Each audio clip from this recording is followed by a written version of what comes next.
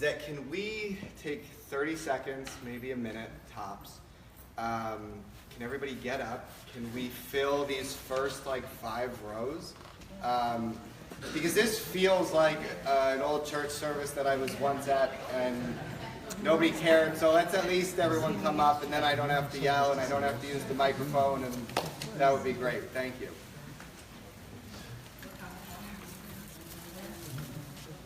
It's hard to hide when you're up in the front. There's 3 rows open.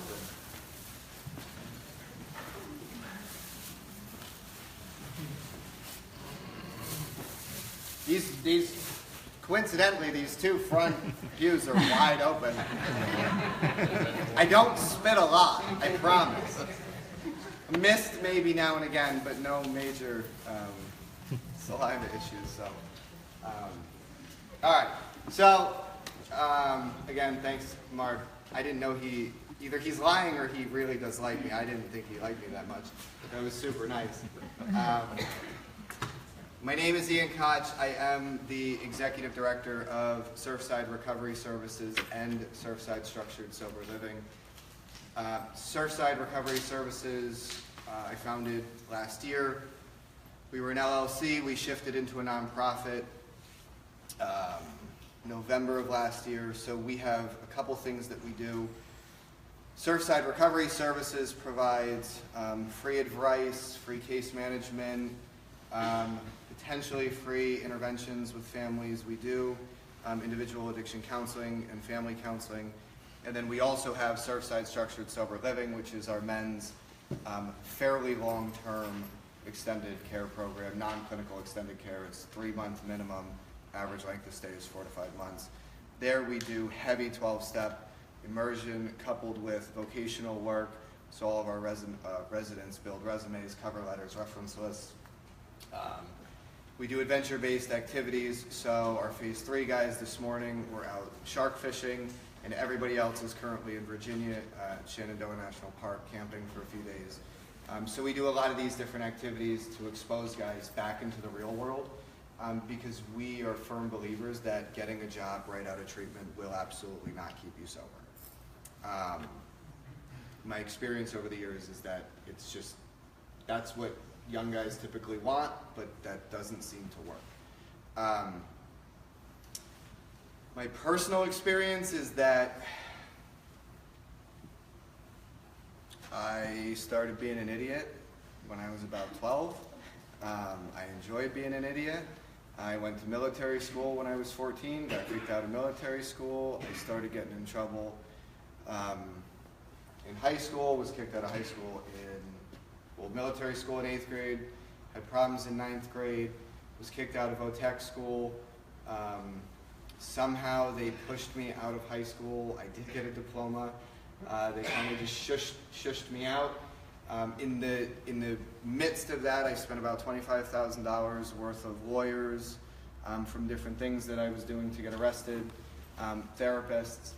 I had a great therapist. One told me that I should go to college. I told him he was crazy, that I was done with school, and he said, but if I went to college, there would be pretty girls and parties, and I could snowboard somewhere not in Pennsylvania. So I went to college. I had a whole bunch of teachers write me some letters. I think they were just thrilled that I wanted to do something.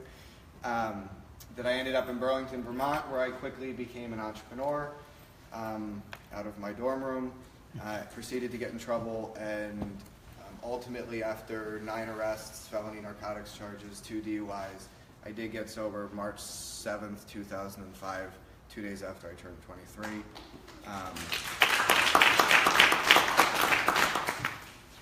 In the midst of that, I was trying to get a bachelor's degree in social work because I figured I was going to help people do good where I was doing wrong. So got my bachelor's degree in social work, eventually went on to get a master's degree. I am a licensed clinical drug and alcohol counselor and have been in Vermont, New Hampshire, and now New Jersey. And I am a nationally certified addiction specialist through the American Academy of Healthcare Providers. So I say all that not because I'm bragging, but I mean, there is a lot of hope in this. I think if people are exposed to good information from the gate, we don't have to do this constant cycle of in and out and in and out and in and out. A lot of the therapists that I saw for years encouraged me to not use, which is kind of a no-brainer. Problem is, if you're anything like me, you can't not use. In fact, not using is definitely not even an option. We're not going to even talk about that. There was years where I was willing to stop doing certain substances, but I was so young, like I couldn't imagine not drinking, which I see a lot with our young heroin addicts. They get out of treatment and they're okay kind of with not doing dope, but they think, well, I can surely drink alcohol or I can surely smoke pot. And they do, and then it sets the ball rolling almost immediately again. And they're back using and they get back to treatment.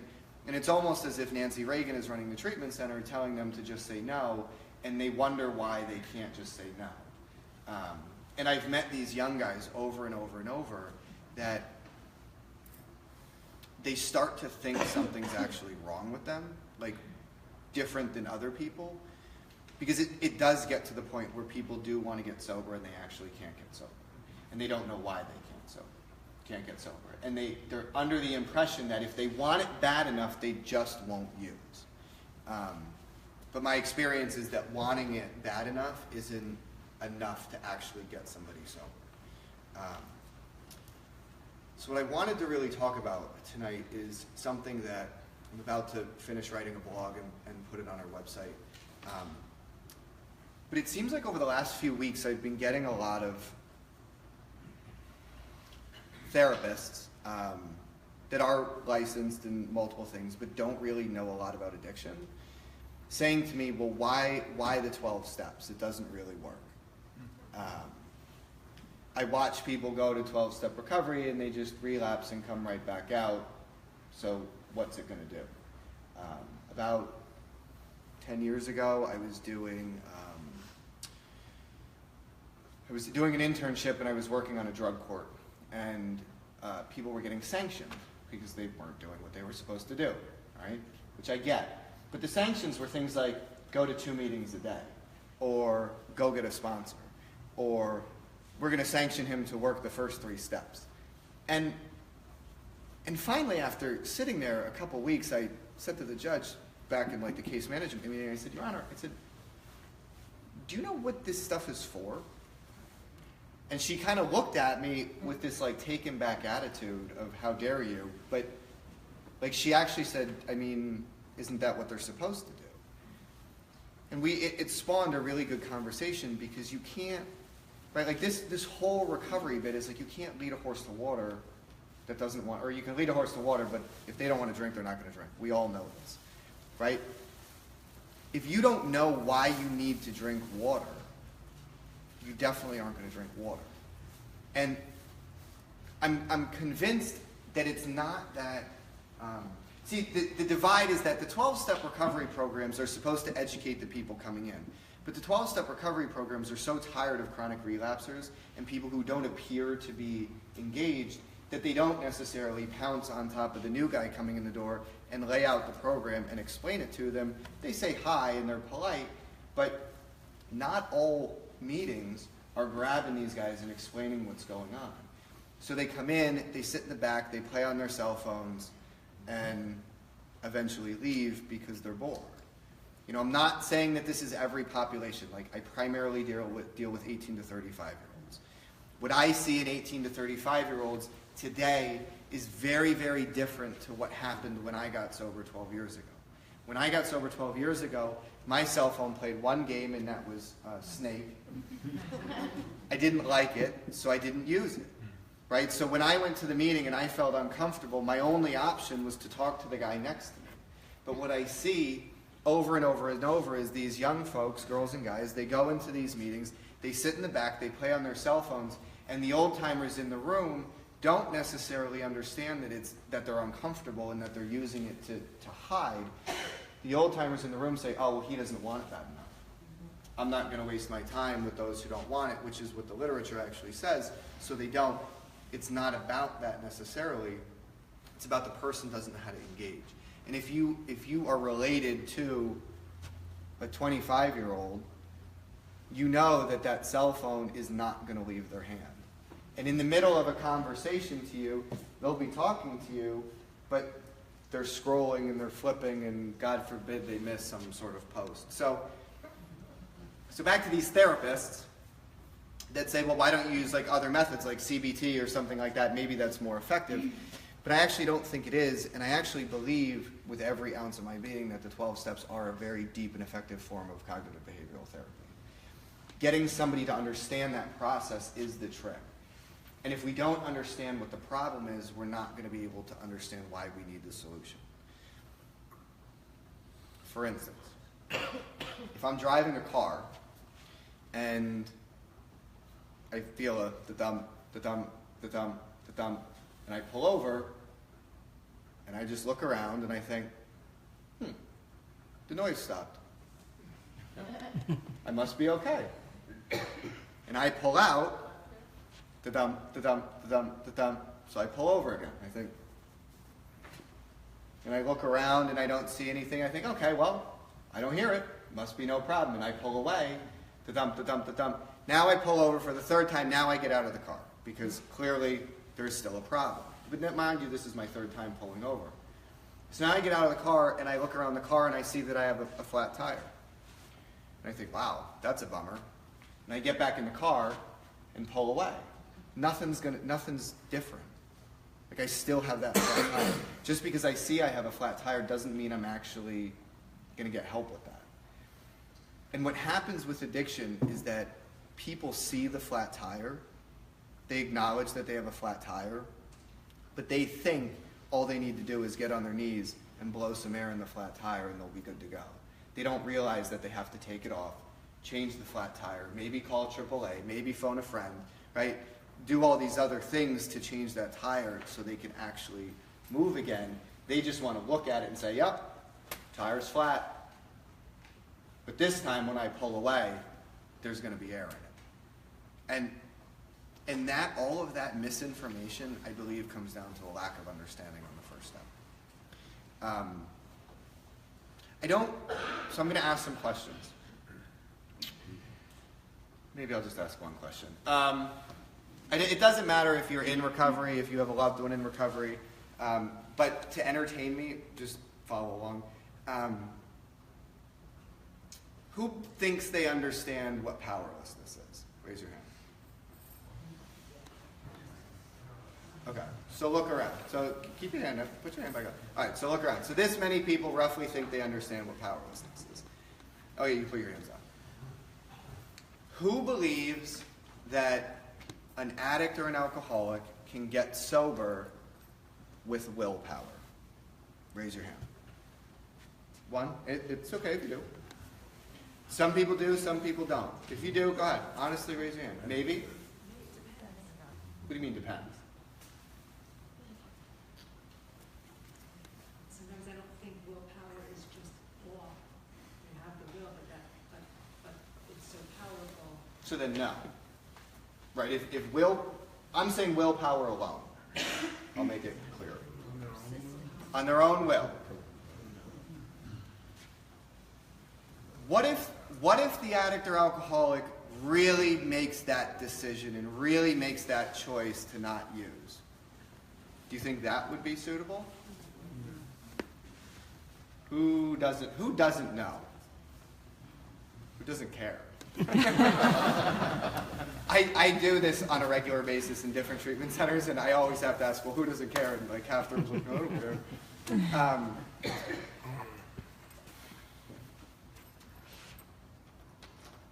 Are these all brand new, Steve? They are, sir. That's great. Thank you. You got this more for me, which is awesome.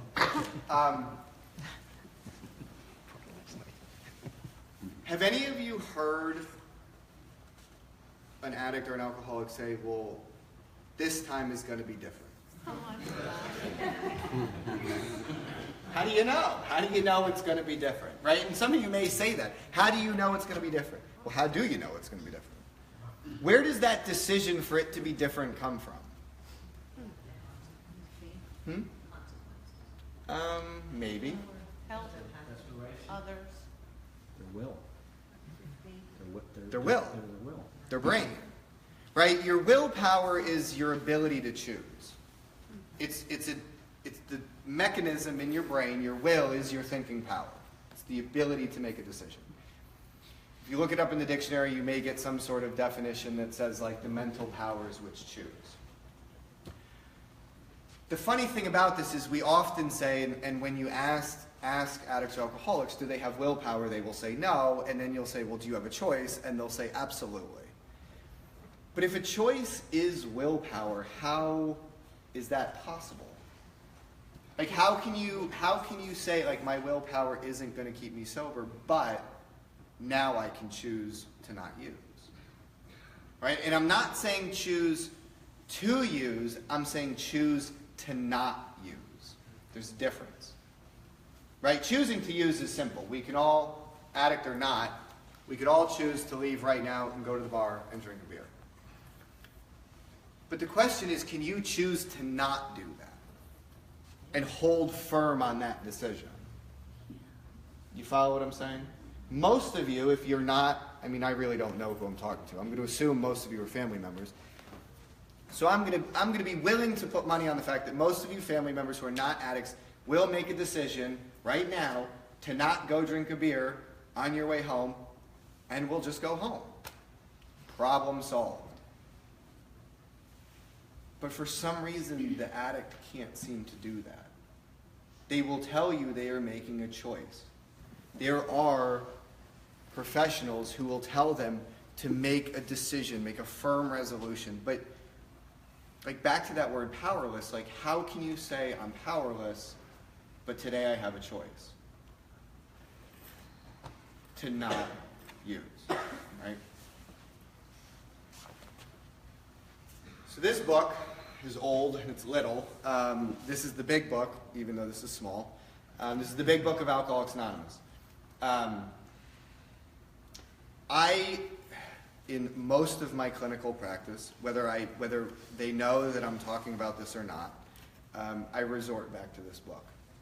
I found that there's a lot of really, really good information on addiction, but for some reason, 1939 this was written, and it's as accurate today as it ever was. I had a family in my office the other day. They kept talking about how selfish their son was. I read them a few pages out of here. If you have one, 60 to 62, talks about selfishness and self-centeredness, blah, blah, blah. And I'm reading it to the family, and I'm using their son's name as I'm reading it to them. And the mom's like, how do you know that? How did you know? And now mind you, this is a woman who, I mean, they don't understand why he just keeps doing it again. You know, but yet this book that was written in 1939 is still very accurate, and as an archetype describes this man. He's 32.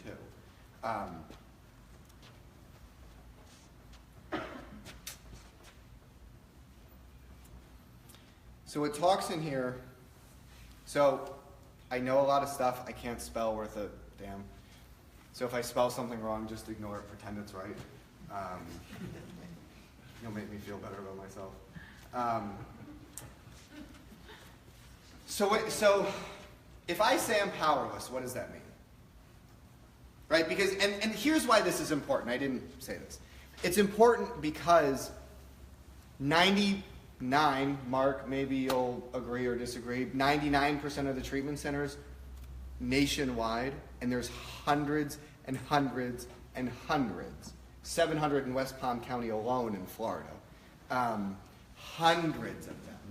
And yeah, it's why, yeah. And 99.9% of them, on the way out, they'll give Johnny or Jenny a discharge plan that will say, now go to AA or NA, get a sponsor, and work the steps. But yet Johnny and Jenny have just spent countless days in this program, and are like, well, I don't know if I really need to do all that. Like that should be if that is the primary discharge plan, there should be no question in their minds of why that is a necessary thing. right? Like IOP, good. Most of our guys at our house go to IOP. I've run IOP groups. I'm a firm believer in IOP. But why? It's good group therapy. Helps you to remember. Gives you a little structure and a little support. But beyond that, there's not a ton more that's going to happen because eventually it's going to run out, right? It's not an ongoing process. So, again, we need to know the problem before we can seek the solution. So when I say I'm powerless, why am I powerless? Because you don't have control. Say again? Because you don't have control. I feel powerless when I'm in a situation where I'm out of control. Good. So one way would be I don't have control. But what if I stop using? You need to find a different power. Say again? You need to find a different power.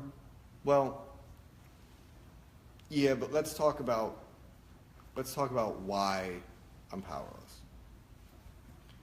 Because I'm not talking about any sort of solution. I'm just talking about the problem. Because your solution's always been to get high. Okay. Yes. She said, so I said, how am I powerless? She said, because you don't have control. I get that, right? Then I asked, but what if I stop? Do I now have control? No. No. No solution. Okay, so that's what you're saying. Does everybody understand that? I mean, yeah. He said no. He said if I've stopped, I'm still out of control. Of course, it will show, I guess, a plan in place that's flawless and can keep you in control and anchor. How many of you have allowed an addict or an alcoholic to make their own plan? Right.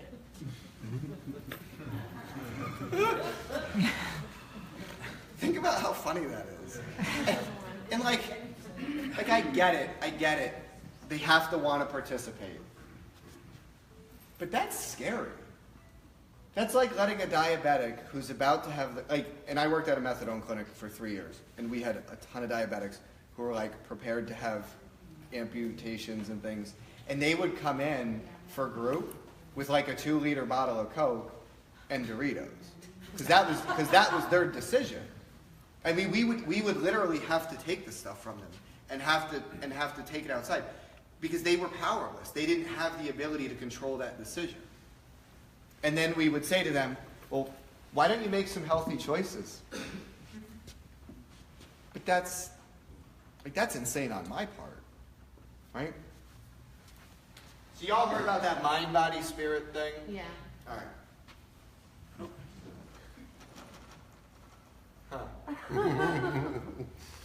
P-A, now I can't spell it. P-H-Y-S-I-C-A. No. Physical. Mental.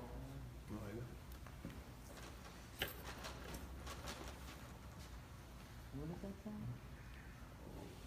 say? It says physical, mental, and emotional. And then in emotional, I'm going to put spiritual. S-P-I-R-I-T. You know what it is? I think I try to spell too fast. So, some people say physical, mental, and spiritual. Some people don't like the term spiritual, so I like to use emotional. Either way, I think I like to separate this whole emotional piece with this mental piece. And I actually don't. It doesn't matter if you buy into the 12 steps. That doesn't matter. What I will tell you is that for the last 10 years, I've done a very similar workshop on a weekly basis to addicts and alcoholics. And 99% in every single group identify to what I'm talking about 100%.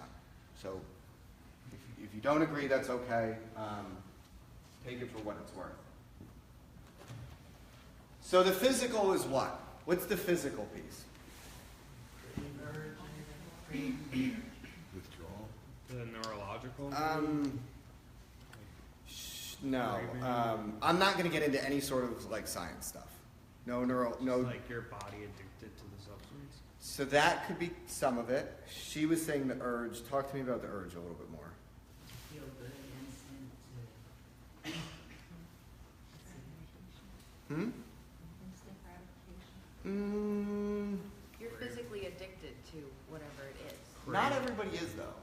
The craving? Once. So heroin addicts, so here's the deal. Different substances do different things. To become physically addicted to heroin or opiates is very simple. It's a very simple process. Right? My grandmother had a horrible hip surgery. She was prescribed Percocet, a lot of them, for a significant period of time. My mom had to call her and say, "Kay, Mom, did you take your medicine yet?" Because she would forget.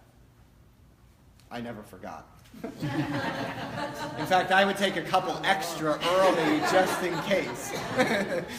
But she would forget. So after 30 days or so, my grandmother stopped taking her meds. She didn't end up in Camden. It was like, no, it wasn't a big issue. My aunt had a surgery, a spine surgery. She has a scar from the tip of her butt crack to the top of her neck. She took Percocets for 2 days after the surgery and flushed the rest. So this idea that there's a physical addiction for some substances is true. A cocaine addict will have a physical addiction for about a day or two until they run out of money, and then they'll go to sleep. And there will be no more physical addiction. An alcoholic, to become physically addicted to alcohol, takes years and years and years of, it takes days and days and days of heavy, heavy drinking. So for an alcoholic, for a heroin addict, it's kind of different because they're physically stuck. But for an alcoholic who maybe drinks every weekend nonstop and destroys his whole life, but seems to be able to manage and get to work, for him that wouldn't apply. I'm talking about a blanketed statement for all substances. Why? Alcoholics Anonymous, Heroin Addicts Anonymous, Debtors Anonymous, Gamblers Anonymous, Overeaters Anonymous, Hearts of Al-Anon, Drug Addicts Anonymous, Crystal Meth Addicts Anonymous, all use this very book. This one right here, it's not abridged. They don't say Crystal Meth and Crystal Meth Addicts Anonymous. It says alcohol. The NA Basic text is slightly different, but there's a page 20 in the NA Basic text where it talks about this exact thing that I'm talking about. So this is applicable for all substances, even the gambling and the eating and the sex and everything else. So this physical piece is not necessarily, it is an urge, but there's a piece to that. The reaction or the allergy. Who's saying that? The reaction or the allergy when you put the substance in. So if you talked to a psychopharmacologist and you said, "I'm allergic," they would ask you, what is your reaction? Right. And if you said, "I can't stop using," they would laugh at you. I actually tried to do a research paper on the physical allergy to alcohol, and I couldn't find any sort of documentation anywhere except AA members that would say, "Oh, it's a real thing." It's not, but the idea is really important. So the physical piece is when I start, I can't stop. And the reason an allergy, people call it, is a good term is because by definition an allergy is an unusual sensitivity. Right? When I drink alcohol, something unusual happens. I get thirsty. I don't turn crazy. I don't become a monster. I just get thirsty. So I have another drink. And I get thirstier. So I have another drink. And I get thirstier. And then I go up to the bar and I order 2 instead of 1. And then the next time I go, I order another 2, right? But I don't do that with water. Like if I drink a bottle or 2 of water, my thirst is quenched. But for some reason with alcohol, I just get thirstier and thirstier and thirstier and I can't seem to stop. When I do cocaine, something happens where I get a bag of cocaine and I say, "I'm going to do a little bit now, and I'm going to save the rest for the weekend." And I do a little bit, and then I do the rest of the bag, and then I go buy another bag for the weekend. But then I finish that bag, and then I'm broke, right? Like I can't seem to stop when I start. The problem with heroin specifically, or opiates, is that on top of that, the physical dependency builds. right? So that is a whole nother level of complication with heroin. Go ahead, you have a question? Well, I was going to say that the biophysiological has been called cellular memory or euphoric recall, so even though we're not technically addicted, we're addicted to the feeling. You know, people say, well, how can you get addicted to pot, or how can you be addicted to cocaine? It's not, but it's the cellular memory. You know what I mean? I don't hear those terms used a lot, but You make a new association to something. Yeah. Yeah, I mean, but so that's gonna fit, but for me it's gonna fit in here. All right. This is when I start. So this book calls it the phenomenon of craving. A phenomenon by definition is something I can see but I can't explain. A craving means I want more. A craving for me is only a problem when I don't have it. So, my friend Kevin back here, if I choked him, he would experience the craving for air, right? Because he wouldn't be getting it, so he would start to gasp. But right now, he's craving air, but it's not an issue because he's getting it, right? Like an addict or an alcoholic, if you really can get them to be honest, they don't have a problem when they have substances. They have a problem when they don't have substances. Like if I had an endless amount of X, Y, and preferably Z, I wouldn't have had an issue.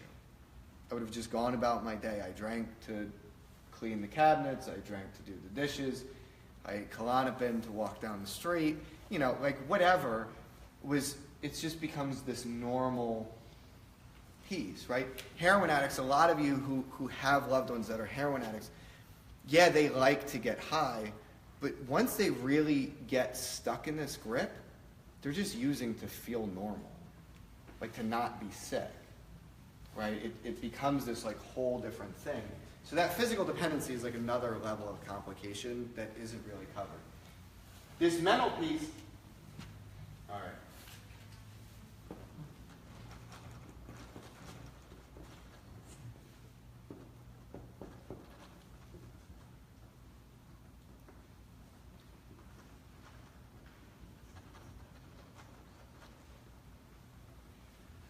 The mental piece is when I stop, I can't stay stopped. So back to these words of being powerless.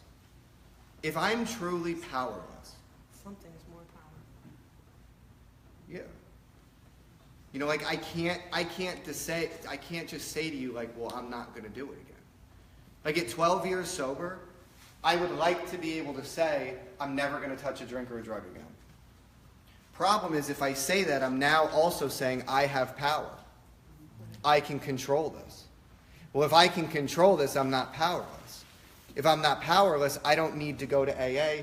I don't need NA. I don't need 12 steps. I don't need any sort of spiritual life. Why? Because I'm just going to make the decision to not use and I'm going to get on with my life.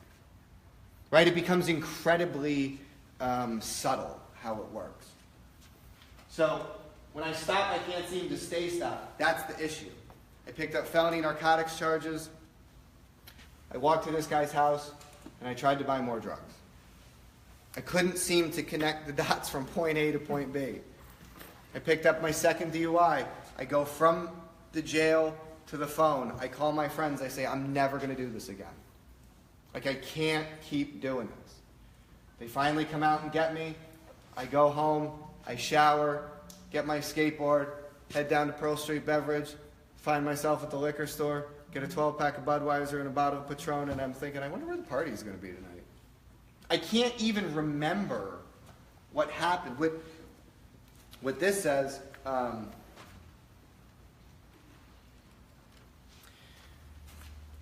it says, the fact is, for most alcoholics or addicts, for reasons yet obscure, so reasons we don't know. It's 2017. We still don't get this part. I don't, anyway. If I did get it, I would be very, very, very wealthy. For reasons yet obscure, we've lost the power of choice in drink. Our so-called willpower becomes practically non-existent. We are unable at certain times, so not all the time. Any of the folks who've been in here who've relapsed understand this. Right now, at this moment, we can remember how bad it was, but at a certain time, I seem to forget that it was ever even an issue. At certain times, we can't bring into our consciousness, right, into our mind, with sufficient force the memory of the suffering and humiliation of even a week or a month ago. We are without defense against the first drink. They're prefacing 30-day treatment in 1939. Can't remember a week or a month ago. Johnny walks out of rehab. Uses. Some ridiculous statistic I heard is like 50% of the people who leave treatment use that day are within a week. Why? Because they can't seem to remember how bad it was. As professionals, we tell ourselves, well, they don't want it. They mustn't have been ready. Like we try to flip the blame on them, but what if as professionals we're just not giving them good information? What if we don't know what we're talking about? I mean, we're underpaid, we're overworked. We're just trying to fire people out the door. What if the reality of it is like we're just not paying enough attention as a medical field to spending time and helping people to understand this? If I'm, and this is why, like, we shouldn't ever let the person in rehab decide what their aftercare plan is going to be, ever, because this is their problem. They made a decision to put a poisonous substance into their body that could potentially kill them, and in a week or 30 days later, we're going to say, so, what would you like to do with you? That's insane. That is an insane thought. But yet, that's what seems to happen consistently. It's human natural amnesia. Otherwise, women would only have one child. Well, it is, and it's like tattoos. Like every time I went to get another tattoo, I seemed to think it was a good idea, and then I'd be under the needle, be like, "Oh God," you know. Like if somebody tells you that tattoos don't hurt, they don't have a lot of tattoos. The more you get, the more they seem to hurt. Yet the more you forget that they hurt, and it's exactly like this. Like I can't seem to stop. And then there's this emotional piece.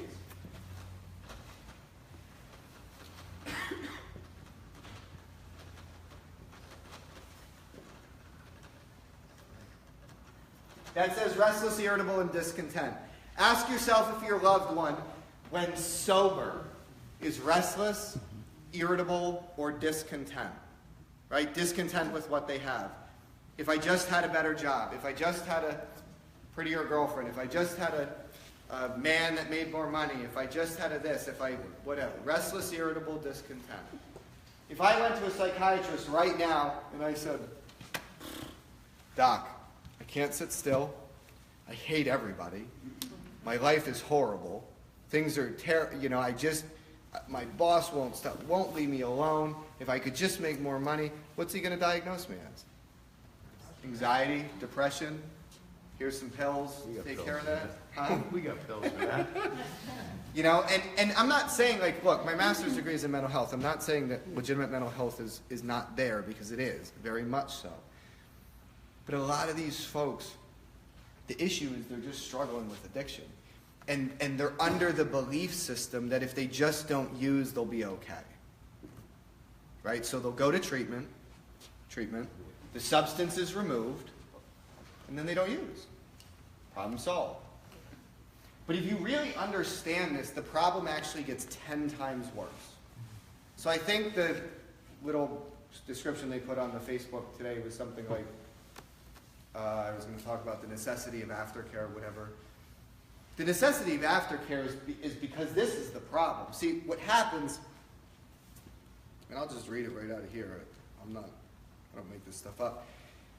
It says, and I'll read it in the first person, I drink or use essentially because I like the effect produced, right? Absolutely. The sensation is so elusive that while I admit it's hurting me, I can't after time differentiate the true from the false. The truth is that if I have one puff of sour diesel, one line, one of anything, this is going to start. And I'm not going to be able to stop. But I can't differentiate the true from the false. So I'm under the impression that if I have just one, I'm going to be able to get away with it. And as long as I don't have one of those, I'll definitely be okay. Right? I can't differentiate the true from the false.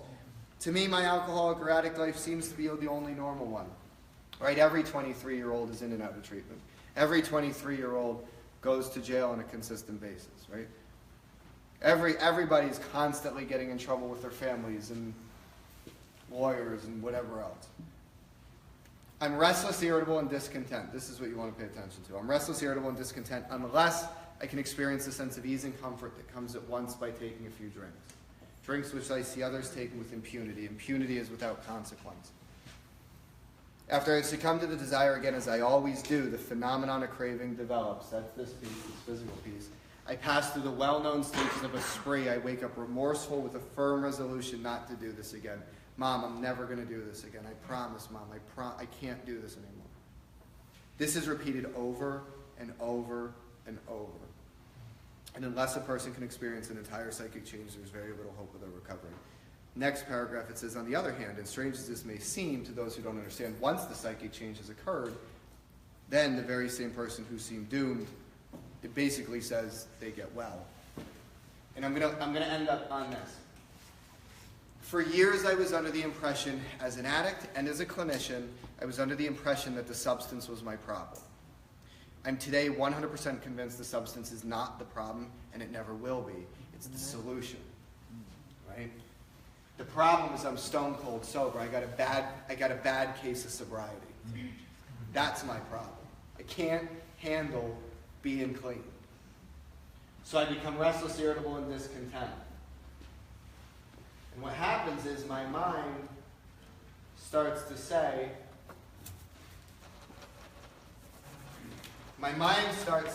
maybe, Ian, you can have just one. Maybe this time will be different. Maybe no one knows. Maybe you deserve it. From my mind, you used to always tell me that Coors Light was okay. As long as you don't do cocaine, eat any of those pills, don't smoke pot, just drink a Coors Light and nothing will be a problem. Problem is I believe that, right? I can't differentiate the true from the false. And then once I start, I can't seem to stop. Somehow I eventually stop.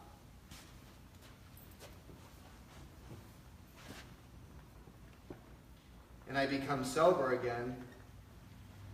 And then I become restless, irritable, and discontent.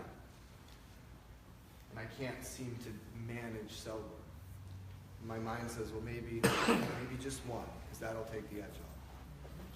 And I just keep moving in this cycle over and over.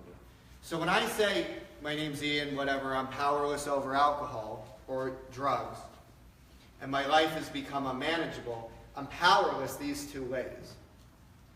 I'm not powerless over every old circumstance in the world. I'm powerless physically and I'm powerless mentally.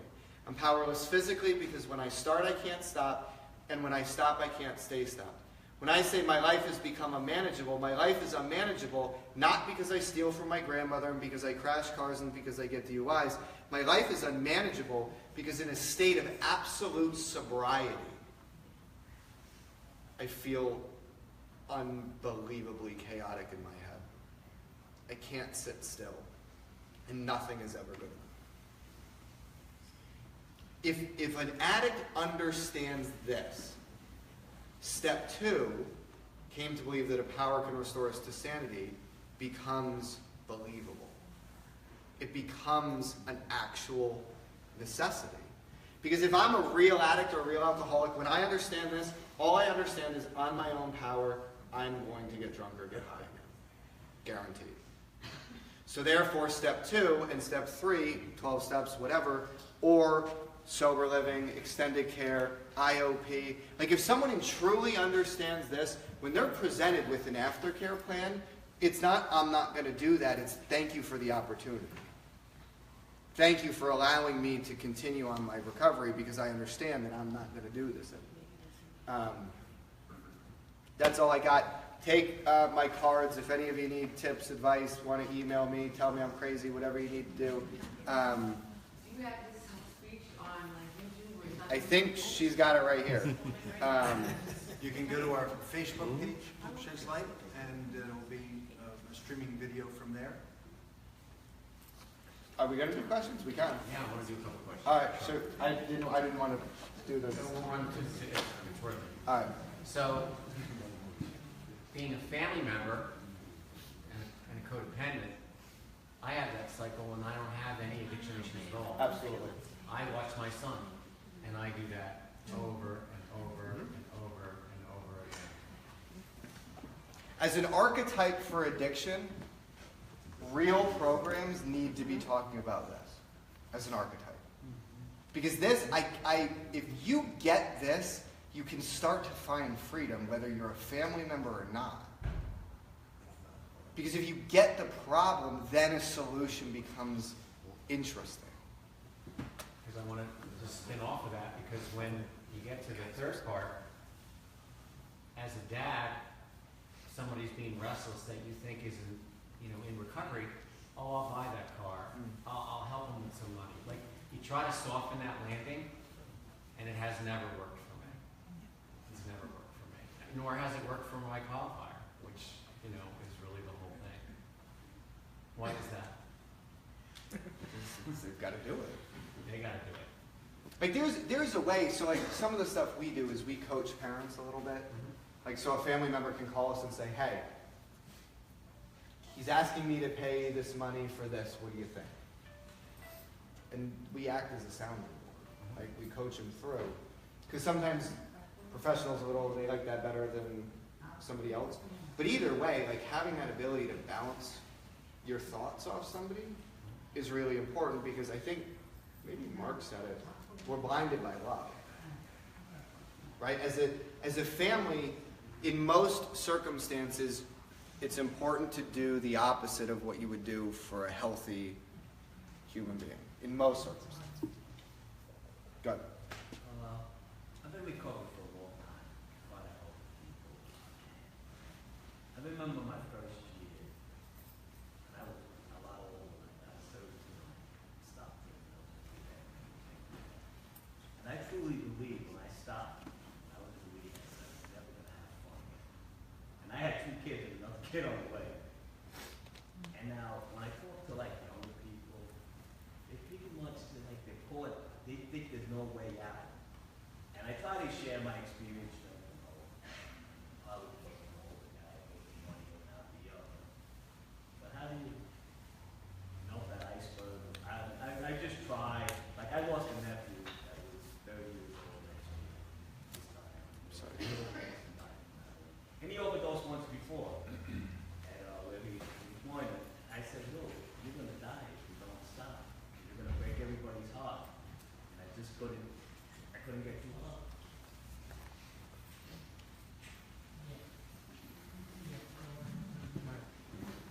So, to ultimately answer your question, what we do at Surfside is to try to do that, right? We try to expose them to something else. That's why we do these adventure-based activities and all this stuff. The problem with that is that it costs money. We're actually cheaper than, if insurance would actually pay for something like that, we're cheaper than a Medicaid-based facility and way nicer.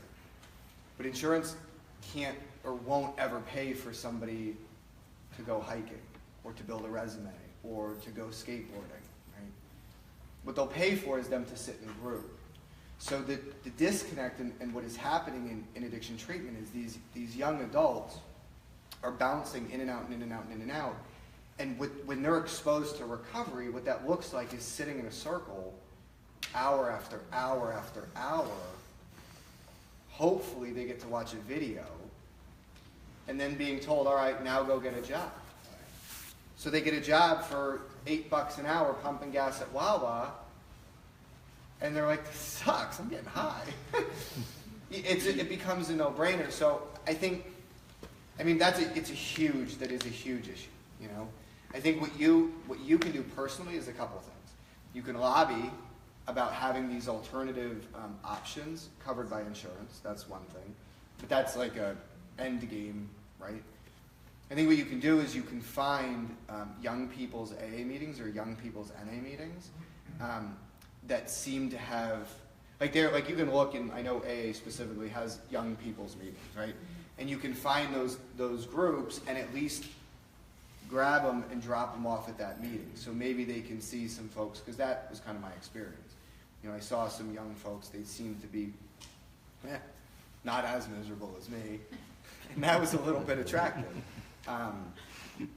Or it would always be good to have somebody who's young, their phone number in your back pocket, you can use mine, whatever, and say, look, you gotta talk to this guy.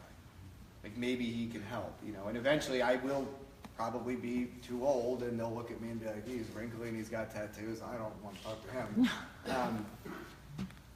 You know, but you've got to find those options, and I think they're out there, and they're not necessarily the best, but they're something to do. Any other? Good.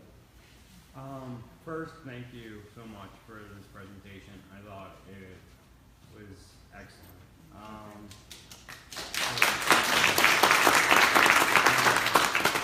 I really think it needs to be explained in this kind of way more often. I'm a dork. I'm in grad school. I just wrote a paper on a CPT approach to the 12 steps, so I can listen to I can listen to this kind of stuff all day. But when you were finishing, I was thinking about like the addict's threshold for pain. How do you readjust the addict's threshold for pain to be a motivator to change? It's like you can't deprive an addict of their bottom. And I always found that as an obstacle, especially with young people, is what's that push that I'm just not in enough pain that I'm willing to change?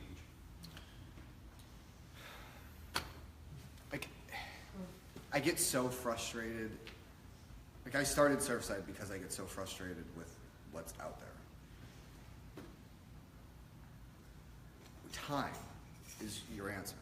Because my threshold for pain today is way different than what it was when I was walking in the door. So, like today I have stuff to lose. I didn't have anything to lose at the time. A lot of like what I do is I work with families on how to set up boundaries and do like a rolling intervention where we slowly like pull out the bottom from under the addict and create a level of need, you know, for sobriety. But it has to be something that's wanted. And that's why, like, if you can somehow create an environment where using is so unbearable that the only option is to get sober, and then connect them in sobriety with something that's fun, or not even fun, but decent, that's where you can start that motivation. But again, like a lot of our, like, a problem we have is that families get put, and the reason this group is so fantastic is because you're learning about resources. And not everybody can access every resource, but at least you know resources. And what has happened in the industry is that people want help today, right? This second, we need it. And they grab whatever they can see, and they don't know that that's the best option. There's tons of different options. And a lot of that, and then families will do things like want to keep somebody close to home so they could watch them when they could be accessing a resource that's in another state away that could save their life. Time, finding what actually the person needs, and what is good for that person, not just like a blanket. Like I did a family group, I guess that was last night, and a mom said, make sure he goes to an Oxford house. And I said, let me interject. Personally, I would never send someone to an Oxford house unless I had to. And she was offended. Look, Oxford houses are great, but when I got sober, the average age in an Oxford house was 35, 45, right? Now the average age in an Oxford house in our area is like 20, 22. That's not safe. You know, so it's like knowing what's out there and knowing resources and really being informed and getting people the appropriate care can be that make or break. You know? One more, and then we'll go to the breakout session. I'm just curious why you're an all-male facility, because I'm grateful that you're here, and we need all the education we can get from, and more facilities like yours to help us do that and to pop up. But I do hear, you know, it's a male facility. What's the reason it's not a female facility? We don't have enough money to open a female yet. I mean, we, like, to be quite honest, like, we're scraping by. And we're doing okay, but like next month, I'm terrified that I'm not gonna be able to pay my staff. And I think that, which is the hard part for us, because there is a cost for entry, where unlike an insurance-based program, you can just walk in the door. Like, we're stuck in this kind of middle ground where everything costs so much, we can't use insurance to supplement costs, so we can't necessarily keep the doors stuffed full. Like, we almost always have beds open, you know, and because of that, we can't necessarily hang on to extra resources to purchase other property to develop more programs. So I think it's a matter of time, we'll get there, but slowly, but you know what I mean? Surely. Thank you. Okay, we good one more time? Thank you.